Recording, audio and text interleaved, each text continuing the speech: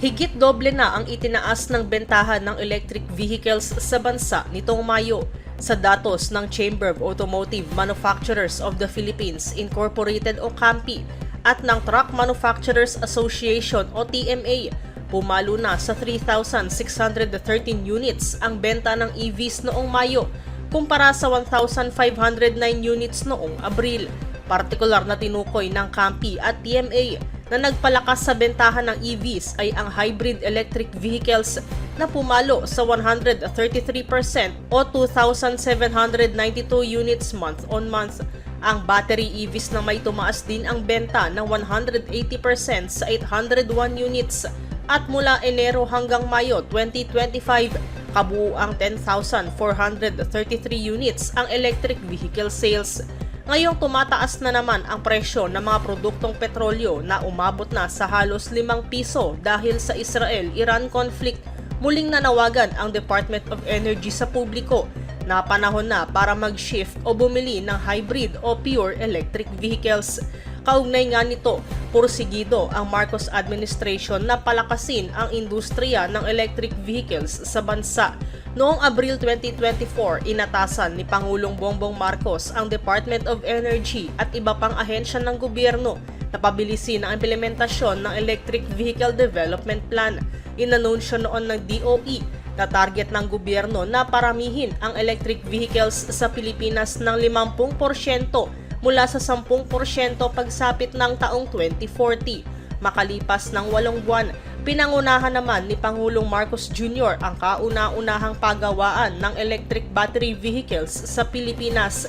Ang Australian-owned EV Factory ay may target na makagawa ng 2 gigawatt-hours ng baterya kada taon pagsapit ng taong 2030 o makapagbibigay ng kuryente sa nasa 18,000 electric vehicles.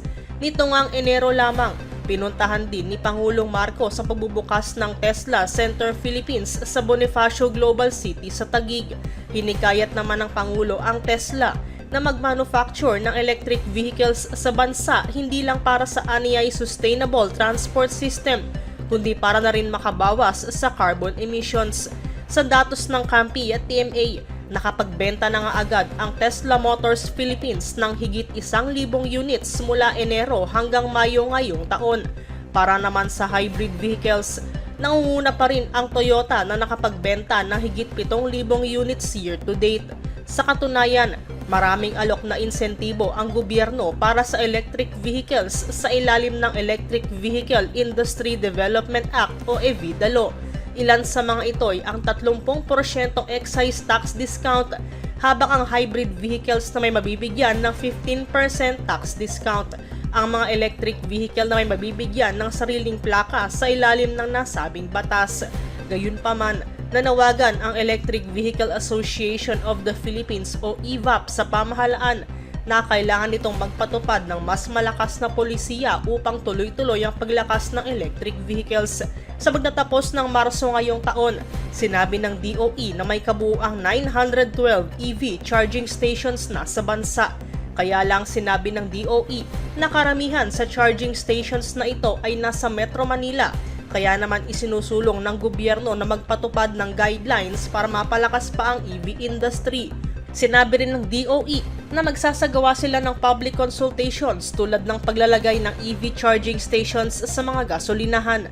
Pagsapit ng 2028, target naman ng DOE na makapag-deploy ng 7,300 EV charging stations sa buong bansa, alinsunod sa Comprehensive Roadmap for the Vehicle Industry o CREVI. Sa kabuuan, sinabi ng CAMPI na posibleng tumaas ng 7% ang bentahan ng EVs ngayong taon, kung saan tinatayang aabot sa 20,000 units ang maibebenta sa Pilipinas sa kauna-unahang pagkakataon.